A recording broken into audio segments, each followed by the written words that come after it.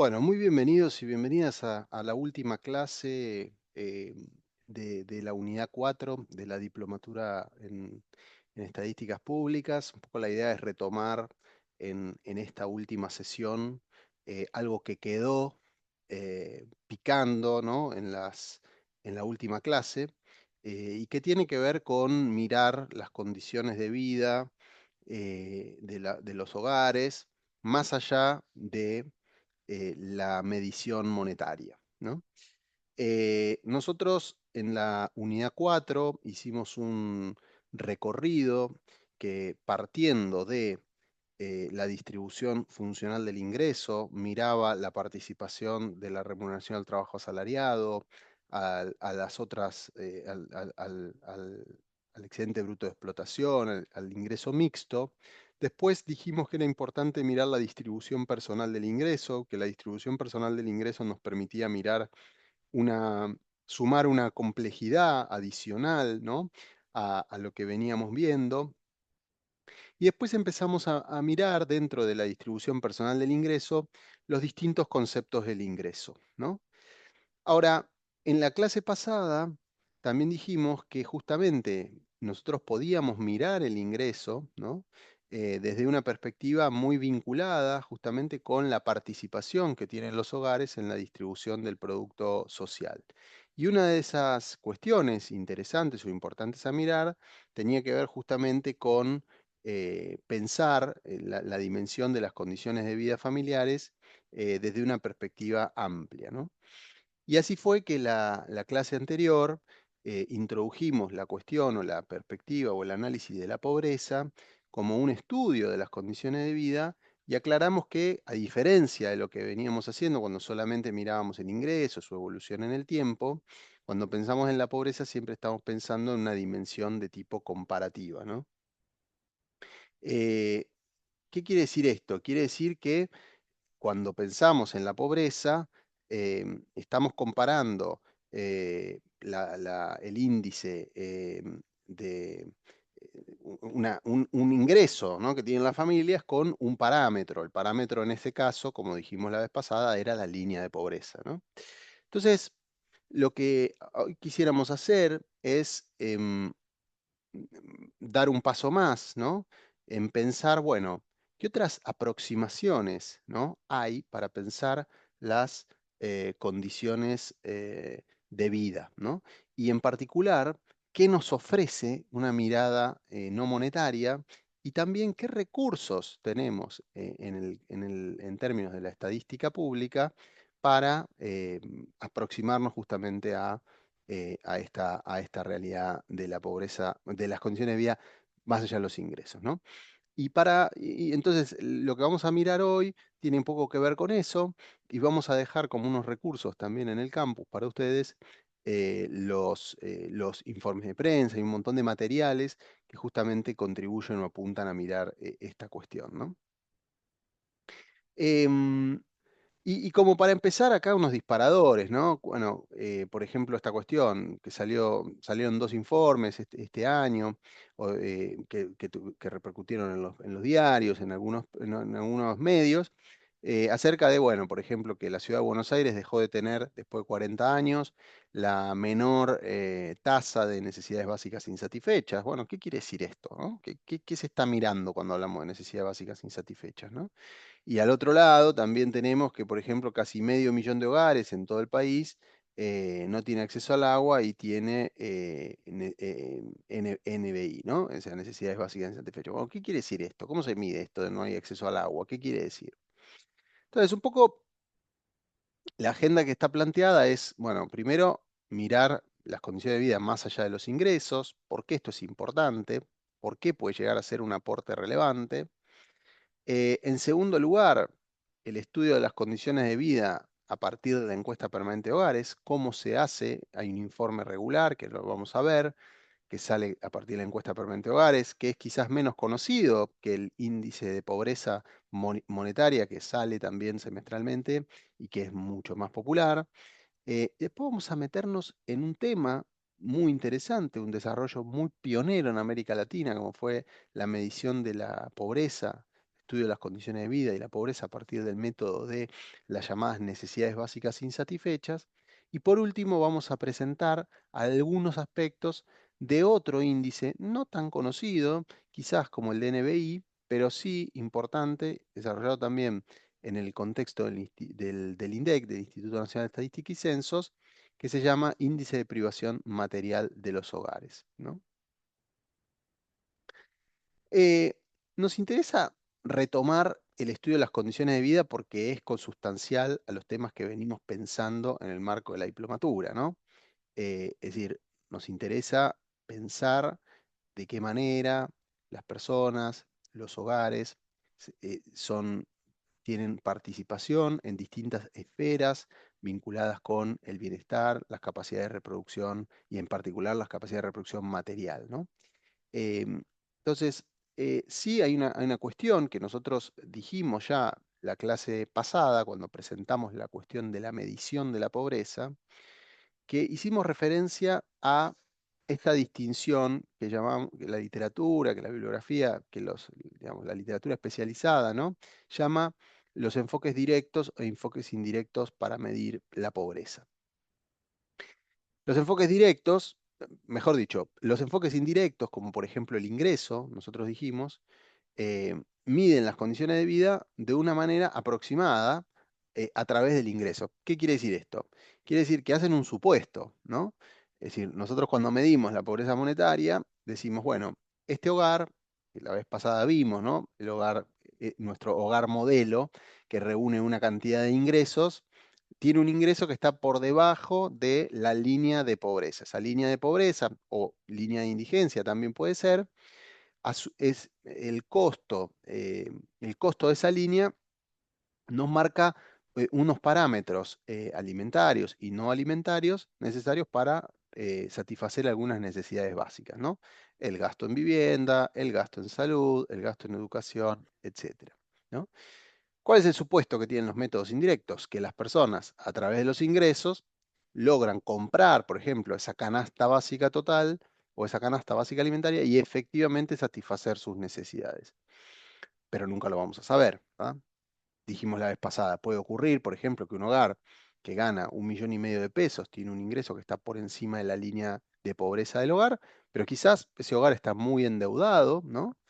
Por gastos anteriores o lo que fuera, o tiene problemas muy puntuales y, por ejemplo, durante un mes tuvo que comprar unos medicamentos más costosos, etcétera, y de esa manera podemos inferir que no tuvo acceso directo a esos satisfactores que nosotros asumíamos que justamente habían tenido acceso. En ese contexto, se los llama métodos indirectos para estudiar las condiciones de vida. Ahora, si nosotros nos vamos a esta distinción, podemos pensar que los enfoques directos justamente lo que tratan es de mirar el acceso que tienen los hogares a los recursos efectivamente. Por ejemplo, podríamos pensar si el hogar tiene o no la posibilidad de mandar a todos los niños a la escuela, ¿no? O si, por ejemplo, en el hogar todas las personas tienen la posibilidad de atenderse la salud cuando lo necesitan, ¿no? Entonces, un poco la idea, ¿no? de estos métodos directos es mirar justamente el acceso efectivo a una serie de recursos que se consideran valiosos, importantes, necesarios para satisfacer, por ejemplo, necesidades, ¿no? Em, el otro problema que también queremos resaltar y que lo vamos a ver ahora es, bueno, perfecto, podemos finalmente construir podemos, digamos, tener acceso a esa información de si los hogares acceden o no a los recursos considerados necesarios. El problema que muchas veces tenemos tiene que ver con, bueno, cuál va a ser la medida sintética o la medida que resuma esa información porque nosotros estamos habituados a medidas muy intuitivas, difundidas, conocidas, como por ejemplo puede ser la pobreza monetaria, ¿no? La tasa de pobreza, la tasa de desempleo, la tasa de ocupación. Son medidas sintéticas, resumen. Todo el mundo entiende que una tasa de pobreza del 40% quiere decir que 4 de cada 10 hogares son pobres, ¿no? Ahora, ¿cómo construimos una medida, resumen, que sintetice, por ejemplo, el acceso a distintos recursos, ¿no? Por ejemplo, imaginemos que pensamos en vivienda, educación, salud y em, alimentación, por ejemplo, ¿no? 4 dimensiones. Bueno, ¿cómo construyo una medida que resuma en un porcentaje, por ejemplo, ¿no? El acceso a esas 4 dimensiones? Y hay muchísima discusión alrededor justamente de cómo hacerlo. Se hace a través de medidas, resúmenes que sean simples, es decir, que el hogar que no tiene acceso a una de esas dimensiones se cuenta como, por ejemplo, un hogar pobre, o tiene que tener más de una privación para que sea considerado pobre. Dentro de cada dimensión, ¿cómo se determina quién es pobre y quién es no? ¿No? Por ejemplo, ¿qué tipo de techo o qué tipo de piso es el que determina que una vivienda sea una vivienda precaria y por lo tanto puedo considerar que el hogar está privado o tiene privaciones en em, en esa dimensión? Entonces, son varios los problemas que emergen cuando estamos pensando en la cuestión de la medición de la pobreza de manera que vaya más, o el análisis de las condiciones de vida de manera que vaya más allá de los ingresos, ¿no? Entonces vamos a empezar por mirar un informe muy interesante que nos ofrece el INDEC para estudiar las condiciones de vida más allá de los ingresos en los hogares, ¿no? Ustedes saben que la EPH, ya lo hemos visto, es un programa nacional que produce información sistemática y permanente de indicadores sociales, ¿no? Y tiene, siempre lo hemos insistido, busca caracterizar a la población en términos de su inserción socioeconómica, dando a conocer características demográficas, inserción en la producción social de bienes y servicios, y en particular la participación de los hogares y la población en la distribución del producto social.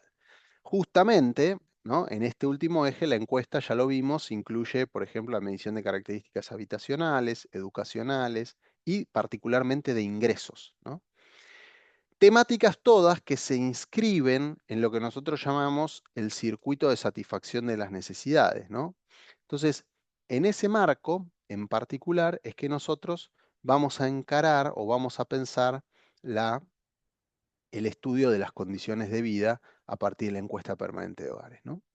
Y el primer recurso que nosotros queremos poner a consideración de ustedes es justamente un estudio semestral que hace la Dirección de Encuesta Permanente de Hogares en el INDEC, y que es un informe técnico de condiciones de vida que tiene que ver justamente con eh, a partir de los datos de la encuesta permanente de hogares para los 31 aglomerados urbanos, ¿no? De manera semestral, relevar el acceso que tienen los hogares a 6 dimensiones de las condiciones de vida familiares, ¿no? Esas 6 dimensiones que nosotros mencionamos acá son las características habitacionales de los hogares, ¿no? El acceso a servicios públicos básicos, características del hábitat, ¿no? El régimen de tenencia de la vivienda, la cobertura médica y la cuestión de la educación, ¿sí? Acá em, yo quisiera enfatizar que por las características que tiene el cuestionario de la encuesta permanente de hogares, la mayor parte de las condiciones de vida que se están examinando tienen que ver justamente con dimensiones vinculadas con la infraestructura y la vivienda, ¿no? Principalmente. Es decir, son indicadores que permiten mirar aspectos básicos de acceso a infraestructura y acceso a servicios públicos desde una mirada que podríamos llamar viviendista, es decir, en el sentido de que está enfocado en la vivienda particular. ¿Por qué queremos decir con esto? Por ejemplo, la encuesta no va a mirar cuestiones como si hay buena disponibilidad de transporte cerca de la zona, ¿no? No va a mirar cuestiones como, por ejemplo, si em, hay buenas veredas o buenas calles en la zona de la casa de la persona, sino que tiende a tener un foco muy marcado hacia lo que sucede puertas adentro de la vivienda, ¿sí?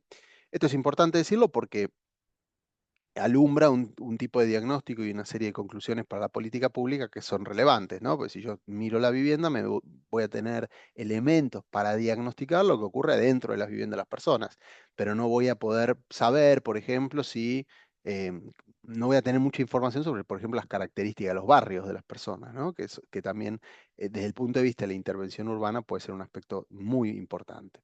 Entonces, en cuanto a las características habitacionales, el informe técnico semestral de condiciones de vida mira una serie de cuestiones una serie de indicadores que tienen que ver con la calidad de los materiales de la vivienda, con la situación de hacinamiento, ahora vamos a ver bien esto qué quiere decir, con el acceso al saneamiento y la disponibilidad de agua en la vivienda, ¿no? Eh, el acceso a servicios públicos se mide principalmente como el acceso a agua corriente, al gas de red y a los desagües locales, ¿no? Em, en cuanto a las características del hábitat, se analiza, esto sí es un poco mirar justamente el entorno, la cercanía a basurales o la presencia de zonas inundables. El régimen de tenencia de la vivienda tiene que ver con cómo los hogares tienen la titularidad o no de la vivienda en la que habitan.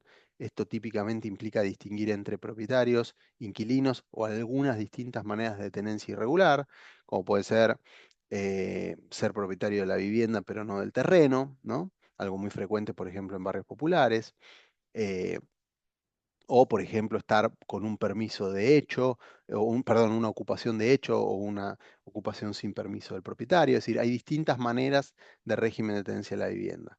La cobertura médica, que va a tener que ver con si los hogares tienen algún tipo de cobertura de seguro de salud, que puede ser un seguro privado o una forma de obras sociales, o solo la atención que provee el subsistema público a través de hospitales y salas de atención médica. Y finalmente, la cuestión vinculada a la educación. Em, Fíjense que esto nos da un panorama, ¿no? En estas 6 dimensiones consideradas, bien interesante, ya no de una medida por ingresos como la que vimos la clase pasada, ¿no? Que mirábamos, bueno, cuántos hogares tienen acceso a la canasta básica, cuántos no. No, acá estamos mirando dimensión por dimensión, justamente cómo son los accesos que tienen los hogares a esas distintas dimensiones de las condiciones de vida, ¿no? Y este informe, que es un informe semestral, fíjense que nos trae unas infografías bien interesantes en las que nosotros podemos mirar justamente qué características tienen, ¿no? Los hogares en cuanto al acceso a ciertas condiciones de vida. Por ejemplo, este informe nos muestra que en cuanto a las características ocupacionales, el 81,4% vive en hogares cuya calidad de los materiales, esto que veíamos en el primer punto, ¿no? Cuya calidad de los materiales es de calidad suficiente. Pero hay un no despreciable, casi 20% de los hogares que vive en hogares que tienen materiales de vivienda parcialmente insuficiente o directamente insuficiente, ¿sí? Ahora vamos a decir algo más sobre esto, ¿no? Otra característica importante, fíjense de vuelta, ¿no? Acá estamos viendo hacinamiento, saneamiento, es la situación del hacinamiento. ¿Qué es el hacinamiento? El hacinamiento tiene que ver con cuántas personas viven, cuántas personas hay en una vivienda por cuarto habitable, es decir, por cuarto habitable es de los hogares de las habitaciones que tienen las viviendas destinadas justamente a uso habitacional, ¿no? Esto es descontando un baño, un garage, un patio, etcétera, ¿no? Bueno, ¿cuántas personas hay por cuarto habitable? Y la condición de hacinamiento se divide en dos grupos, ¿no?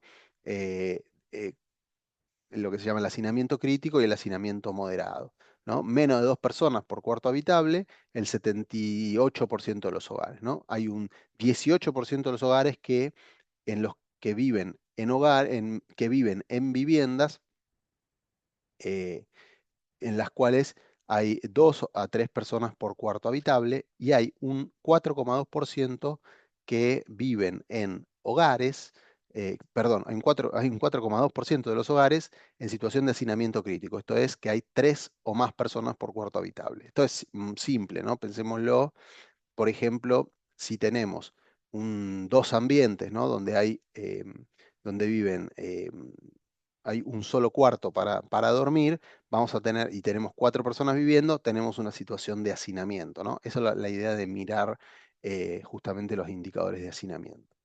El acceso al saneamiento se va a clasificar también en adecuado e inadecuado, y por ejemplo tenemos un 12,8% de los hogares que viven en condiciones de saneamiento inadecuado.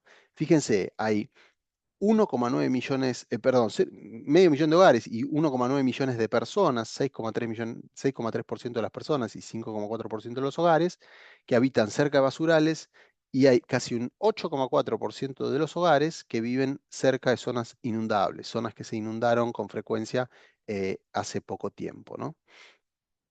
Claro, ustedes dirán, ¿cómo se construye, por ejemplo, el indicador de calidad de los materiales de la vivienda? Que después lo vamos a dejar como material de consulta. Bueno, hay mucho trabajo alrededor de cómo clasificar estos materiales de las viviendas, y el informe técnico de condiciones de vida em, es el que nos muestra justamente cómo se clasifican esta calidad de los materiales, ¿no? Básicamente, para darnos una idea, el indicador de calidad de los materiales de la vivienda eh, considera tres rubros, ¿no? Los pisos de la vivienda, la cubierta de los techos, y si la parte interior, digamos, de los techos tiene algún tipo de revestimiento o cielo raso, ¿no? Ustedes pueden mirar para arriba en sus casas y ponerse a pensar la calidad de los materiales de su techo, por ejemplo, ¿no? O la calidad de los materiales de sus pisos. Y fíjense que según este criterio, ¿no? Los pisos se clasifican en calidad suficiente, ¿no? Según, o sea, mejor dicho, lo que se clasifica como calidad suficiente es mosaico, baldosa, madera, cerámica, alfombra. Parcialmente insuficiente es cemento, ladrillo y otros, ¿no? Y insuficiente es ladrillo suelto o tierra, ¿no? Piso de tierra. En el caso de la cubierta del techo, ¿no? Se considera calidad suficiente cuando hay pizarra, teja, baldosa, etcétera, y además hay algún tipo de cielo raso, o sea, hay algún tipo de revestimiento interior, ¿no? Se considera parcialmente insuficiente ese tipo de materiales y que no hay ningún tipo de cielo raso, ¿no? Y se considera insuficiente también otros materiales más precarios, como puede ser la chapa de cartón, cañas o tablas o paja o chapa de metal o fibrocemento que no tiene cielo raso, ¿no? ¿Por qué se considera suficiente o insuficiente? Pues es una pregunta interesante para hacerse. Bueno, porque tiene que ver básicamente con la capacidad de aislación térmica que justamente ofrecen estos materiales, ¿no? Es decir, qué confort qué confort térmico, ¿no? E incluso más allá del confort térmico, algunas de estas cuestiones están vinculadas con cuestiones de salud, como pueden ser cuestiones respiratorias, vinculadas con el aislamiento de la humedad o el aislamiento del frío. Entonces, la idea de mirar la calidad de los materiales, por ejemplo, de la vivienda, que es un tema fundamental en los estudios de condiciones de vida, tiene que ver justamente con eso, ¿no? Con mirar qué nos permiten, eh, a qué condiciones de vida justamente nos permiten acceder la calidad de los materiales de las viviendas, ¿no? Em, entonces, perdón, en función de un cruce entre la calidad de los pisos y la calidad del techo, ¿no? Se construye una medida sintética de calidad de los materiales de la vivienda. Fíjense, los hogares que tienen techos y pisos de calidad suficiente se clasifican como calidad de material suficiente. Los que tienen insuficiente en alguno de los dos materiales se clasifican como calidad insuficiente, y los que combinan materiales parcialmente insuficientes se clasifican como parcialmente insuficientes, con la particularidad de que el techo, un techo parcialmente insuficiente o aunque tengas un piso con calidad suficiente, te coloca en situación de tener unos materiales parcialmente insuficientes, ¿no? Entonces, observen cómo esto eh, nos va dando una mirada, ¿no? De las condiciones de vida, que es esto que estábamos viendo acá, ¿no? ¿Qué quiere decir? Bueno, el 20% casi el 20% de los hogares, un poco menos, el 18, 19%, viven en hogares con calidad de materiales insuficientes, ¿no? Bueno, ¿de dónde sale esto? Calidad de materiales suficientes o parcialmente insuficientes. Bueno, ¿de dónde sale esto? De esto, de este cruce, de lo que va y hace el encuestador, levanta información sobre los pisos, sobre los techos, sobre si tienen cielo raso o no. Sobre la base de eso se construye un indicador sintético, que es la calidad de los materiales de la vivienda, y eso permite clasificar a los hogares según el tipo de confort al que a ese material de la vivienda les permite acceder. Observen que el informe de prensa también nos trae de manera muy interesante un cruce entre la condición de pobreza por ingresos y la calidad de los materiales de la vivienda, por ejemplo, ¿no? Y así podemos saber que en Argentina, bueno, en la Argentina urbana, ¿no? Eh, del 100% de los pobres indigentes, ¿no? El, más de la mitad, eh, tiene materiales de calidad, viven viviendas de calidad de los materiales, con calidad de materiales suficientes, pero casi la mitad vive en hogares con calidad de materia insuficiente. O sea, hay una relación muy estrecha entre la indigencia extrema, ¿no? Una situación de pobreza extrema, y la calidad de los materiales de la vivienda. Fíjense que en el otro extremo, ¿no? Los no pobres, perdón, ¿no? El 87,7% vive en hogares en viviendas cuya calidad de material es suficiente, ¿no?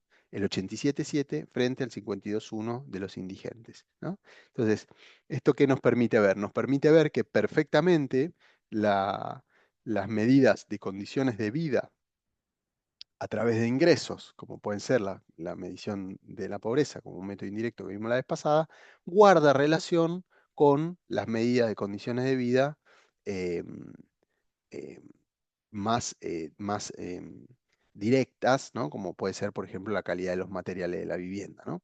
Entonces, un poco la idea de ese informe es que ustedes les provee justamente una aproximación que va más allá de los ingresos. Observen que en el acceso a servicios públicos, ¿no? Este informe de prensa nos muestra el acceso al agua corriente, al gas o a los desagües cloacales, ¿no? Entonces, por ejemplo, a partir de este informe, nosotros vemos que el 90,7% tiene acceso de los hogares, de los 31 aglomerados urbanos, tiene acceso al agua corriente, ¿no? Pero solo el 66,7% tiene acceso al gas de red, ¿no? Esto quiere decir que el resto de los hogares, es decir, casi un tercio de los hogares en Argentina, acceden al gas a través de garrafa o incluso usan otro tipo de combustible para calefaccionarse o para cocinar, ¿no? Lo cual justamente es una medida bien interesante del tipo de condiciones de vida a la que tienen acceso los hogares, ¿no? Y el otro dato también importante en este sentido es el de los desagües cloacales, ¿no? Los desagües cloacales tienen que ver con cómo los hogares están conectados, ¿no? A la red de tratamiento de las aguas sucias, ¿no? Entonces, esto tiene justamente mucha incidencia, porque los hogares pueden tener acceso a las cloacas, como por ejemplo tenemos en general en la ciudad de Buenos Aires, más del 99% de los hogares conectados a cloaca, versus situaciones en muchos lugares del interior del país donde no hay cloacas y los hogares están conectados o eliminan justamente sus, eh, eh, sus aguas sucias a través de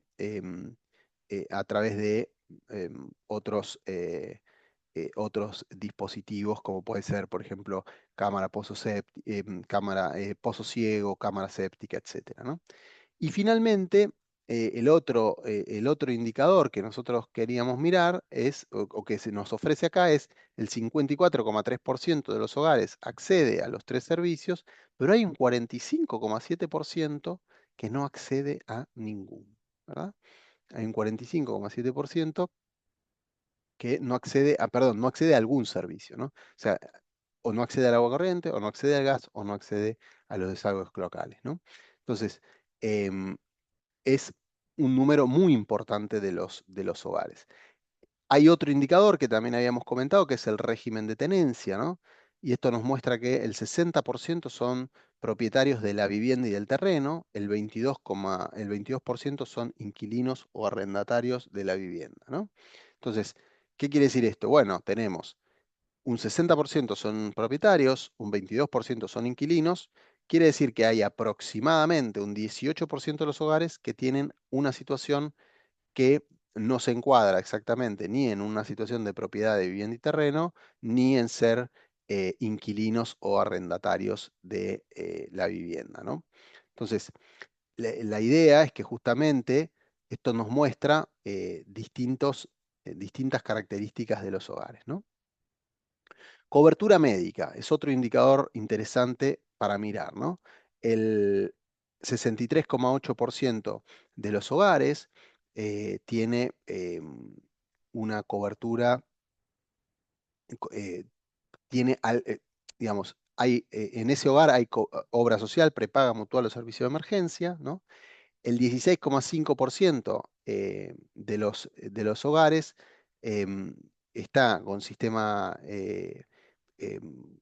público y hay algún miembro con solo sistema público. Y en educación tenemos que eh, el, eh, tenemos el acceso a la educación. Este es un indicador importante porque ¿qué pasa? Acá es difícil muchas veces generar una medida que sea relevante para pensar, eh, bueno, cuál sería una falta de acceso a la educación. Y bueno, muchas veces acá hay que usar algún criterio vinculado con lo normativo, ¿no? Por ejemplo, la educación primaria y secundaria en Argentina hoy por hoy es obligatoria, entonces eso nos da una pauta de cuál sería un cumplimiento deseable del acceso a condiciones de vida, ¿no?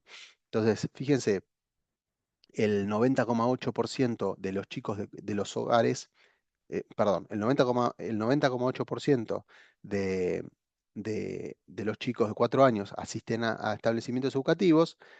Sobre los más chicos no hay información, ¿no?